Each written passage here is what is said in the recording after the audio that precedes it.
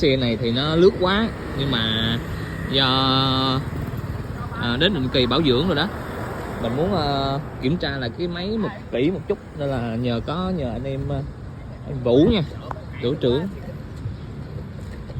máy làm mà viết gì bữa tôi khỏi đăng kiểm kỹ thuật viên là kiểm tra lại xe nè.